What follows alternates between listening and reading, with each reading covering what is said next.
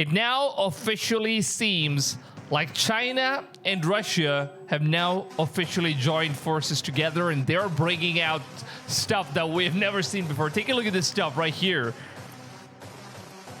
God knows what in the world this is, but apparently they're bringing this massive looking missile out. Look at the size of this thing. Compare that with any of the cars, and look at the amount of size this thing is. And this is right now being displayed outside in the highway in China, and it just seems like they are getting ready for something massive. Now, apart from this, I don't know if you guys have seen this, but Russia is also ready with some of their massive game. Things are definitely getting heated up after what Trump has been doing with the Greenland situation right now. It seems like both the massive nuclear nations, are now ready with one of their biggest and massive and most powerful missiles that are basically being kept on the highway. So this could just be a button away from being launched, and nobody knows what in the world is going to be happening in the next 48 hours or probably in the coming couple of days, because things are getting real serious after what Trump just said a couple hours ago. Because this right here is what Trump has been saying. We are going to do something on Greenland, whether they like it or not. Because if we don't do it, Russia or China will take over Greenland, and we're not going to have Russia or China as a neighbor. Now, to be honest, man, I don't know if Russia and the Chinese are the ones that are actually trying to create the war.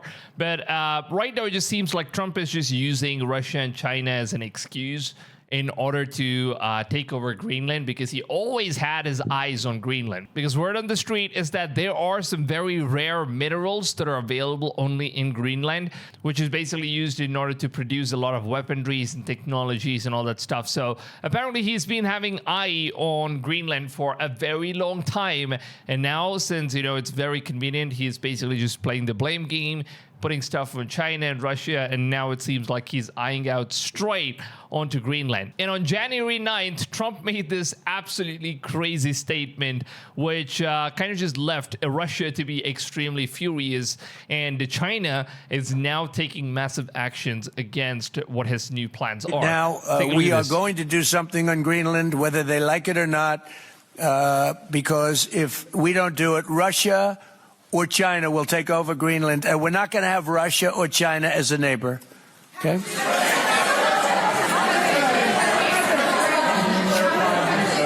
I would like to make a deal, you know, the easy way, but if we don't do it the easy way, we're going to do it the hard way. And by the way, I'm a fan of Denmark too, I have to tell you, and you know, they've been very nice to me. I'm a big fan, but, you know, the fact that they had a boat land there 500 years ago doesn't mean that they own the land.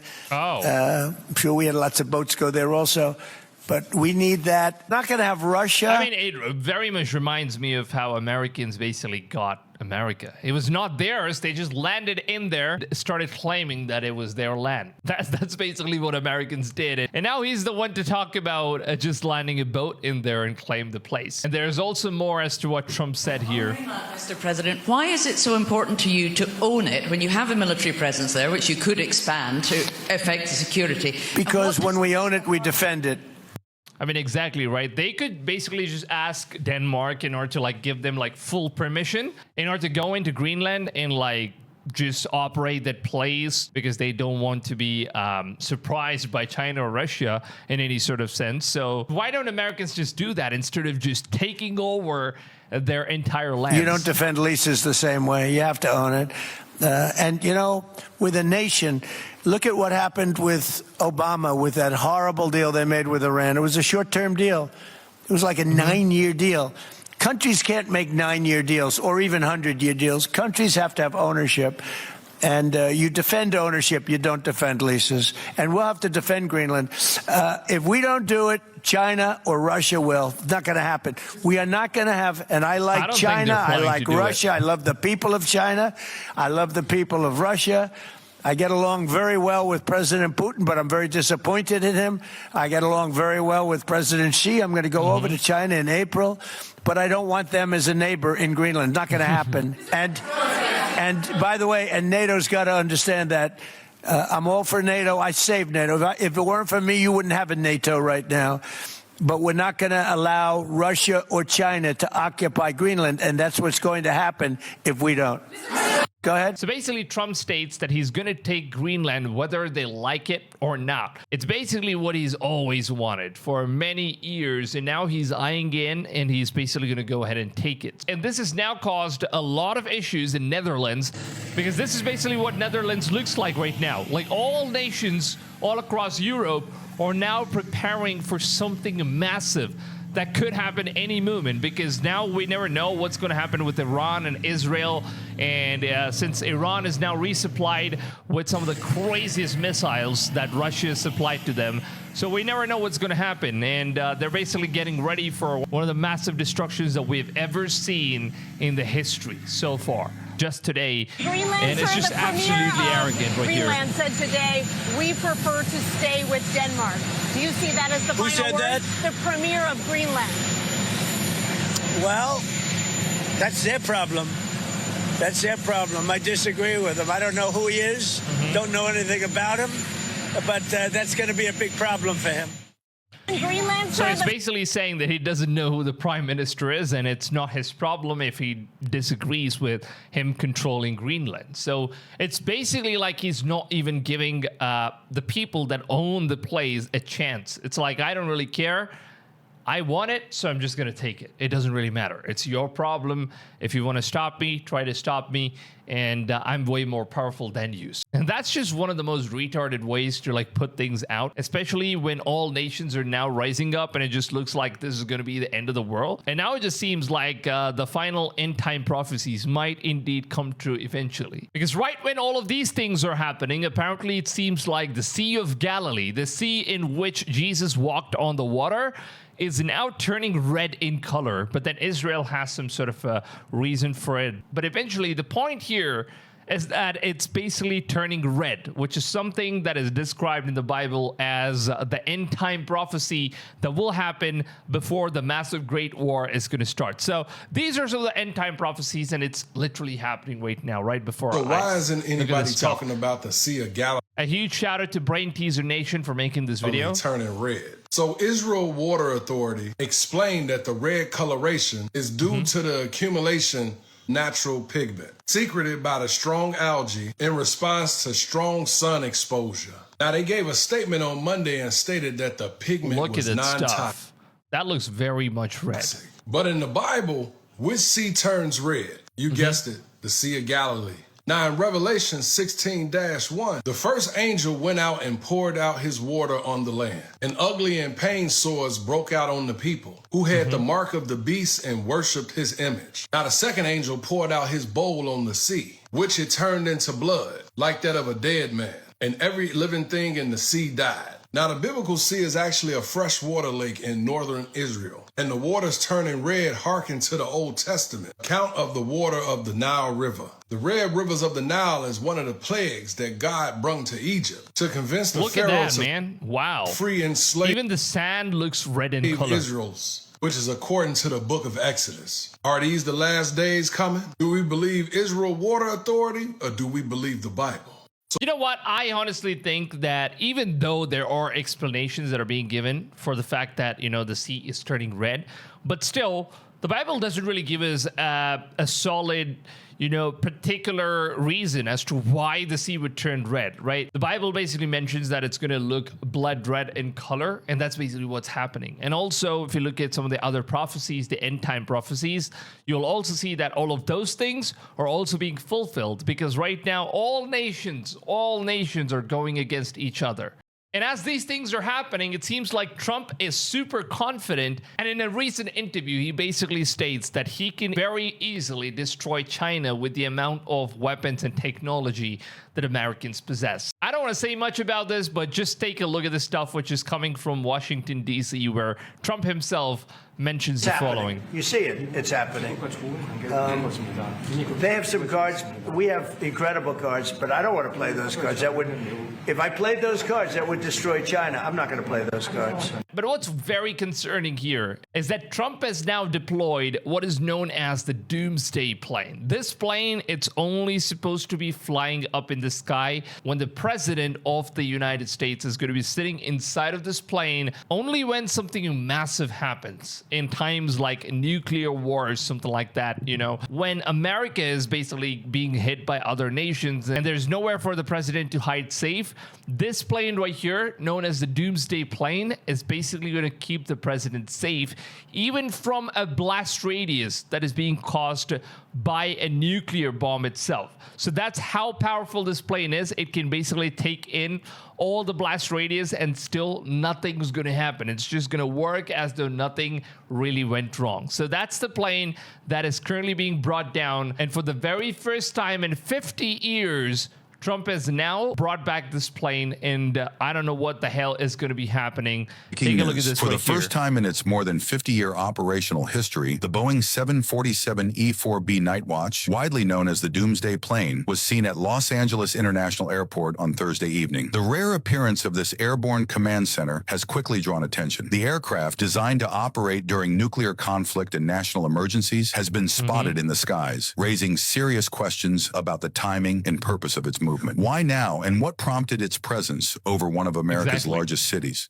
It's really very clear at this point that something major is happening. And also, if you take a look at Iran, as you know, the currency of entire nation is now fully fallen. As you know, Iranian reals have now absolutely fallen to $0. If you exchange that with any other nation's currencies, you'll basically see that the worth of Iranian reals is basically $0. So that's how bad it is. Inflation is just taken over. Things are getting very heated up. You know, people are trying to overthrow the government in Iran. President Donald Trump has issued a stark warning to Iran, saying the U.S. will intervene if authorities turn on protesters rallying against the country's spiraling economic crisis. It looks protesters like entire have filled Iran's nation streets for the 12th consecutive is out there day protesting in mass anti-government demonstrations. I've told them that if they do anything bad to these people, we're going to hit them very hard. So if He there just is wants reason, mass man. murder I'll tell by you. the Iranian Ayatollahs and those leadership, you're pledging to the people of Iran that you will come to their aid. I've said it very loud and very clear. Yeah, that's what we're going to do. His comments come as Iran imposes a nationwide blackout on internet and phone services. Damn. US President Donald So there is basically no internet. There is no electricity. Everything is being shut down in Iran right now because they don't want, all of these messages to be spreading out there in the world. But everything is shut down. People are protesting. I don't know what the hell is really going on down there in Iran, but it looks like, things have gone way out of control. And there is absolutely nothing they can do apart from just starting a massive, large-scale battle against Americans. Probably, Chinese are now getting ready. Looking at the kind of state that, Russia is currently in, it looks like they've already activated what's known as the Doomsday Signal. It looks like Russia has now activated what is known as the Doomsday Radio. Look at this thing right here.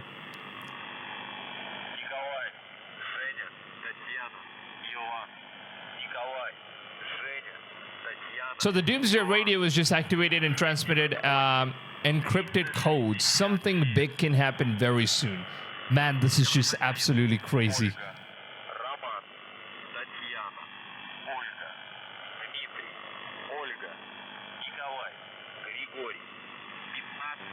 So apparently, if you read the descriptions here, it says that the Russian mysterious Doomsday Radio just went silent. Then suddenly it began transmitting encrypted codes again. Now, this Cold War era signal has been linked to nuclear commands and has stayed active for over 40 years. But every time it starts sending messages like these, it's always something big that's going to be happening. Now, right when the Americans have now brought back the Doomsday Plane, the Russians have now brought back the Doomsday's radio signal. This footage right here has been going viral in Trump's recent interview to the press conference, where you can actually see that there are these billionaire couples who basically donated billions of dollars were actually being praised by President Trump. And then you can basically look at this woman who a lot of people are calling that she could be the shape-shifting reptilian that are living among us. Just take a look at some of the most weirdest activities that this woman performs. The strange behavior of a woman during a press conference in the Oval Office of the White House has gone viral on social media, with many asking, who is she? It's Susan Dell, the wife of billionaire and Dell CEO Michael Dell. The couple recently donated more than $6 billion to fund American children. That really does not look normal in any sort of way. And it seems like many people have indeed noticed this, and a lot of people are calling out that it's the reptilians. They're coming out, you know, they're just wearing some sort of a human skin and whatnot, and fooling around us people. But whatever it is, man, I've got to take a look at this thing one more time. This is massive. I have no words as to what in the world this really is that China is bringing out. Honestly, man, if things goes bad, if they're gonna launch this shit, that's just ridiculous. Look at the size of this thing. Wow. Wow. Is this what their nuclear missiles looks like? And if that's the case, I don't know, man. Honestly, Israel, honestly, Iran, and the United States, and all those warmongering nations right now, it's really bad. Because China is getting their big guns out, and it definitely doesn't look good that they have now brought this out in the highway for whatever reason. It looks really terrifying, and honestly, I'm really concerned to see what's going to happen in the coming days. Anything bad could happen in the coming 48 hours or like a couple of days from now, because things are escalating, and Trump is basically saying that he's going to take over Greenland and is not giving back Russian ships that he has captured, which has tons of oil in there. And also, China has invested billions of dollars in Venezuela's oil extraction. And now Trump's taken over that place, and obviously China wants that place back, or at least they want the money that they've invested in that place, and obviously Trump doesn't agree to that stuff. So Trump is basically just asking everybody to F off since he has captured the president, so it doesn't really matter. He owns everything. But at the end of the day, it just looks like the end-time prophecies are indeed coming real. I mean, we've had so many different battles with Israel and, you know, many nations in the past, but I don't think there's ever been something this massive, this huge, where, you know, superpower nations are now getting involved. And whatever this new battle is going to stir up with, it just looks like it's following the basic principles of everything that the Bible has already warned us about, with the end times battle that's going to take place in Armageddon battlefield, where millions of soldiers from the east are going to head down there, and that's basically where the battle is going to take place. And I think this is basically it. This could be the beginning of the end that the Bible has been describing. Now, I honestly want to know what you guys think about everything that we have spoken about in today's podcast. It's going to be a very interesting topic. Now, I would strongly recommend you guys to go ahead and share this video with your family, friends, and people that are really not taking the end time prophecies mentioned in the Bible very seriously, because now it's happening, and now is the time that we need to share this message to as many people as possible. Now, if you guys did enjoy this episode of today's podcast, please make sure to go ahead and drop a like on this video and leave any sort of comment. It boosts the YouTube algorithm in order to push the video to as many people as possible. So this way we can make sure that our videos are having as much reach as possible to as many people as possible. So this is the only way that we can spread the content that we make on this channel. So it's really crucial that you guys take a very, very tiny second of your valuable time and show your support. It really means a lot. Now, with that being said, I hope you guys have a wonderful rest of your day, and I will see you guys on the next one. Till then, take it easy, fams, and goodbye.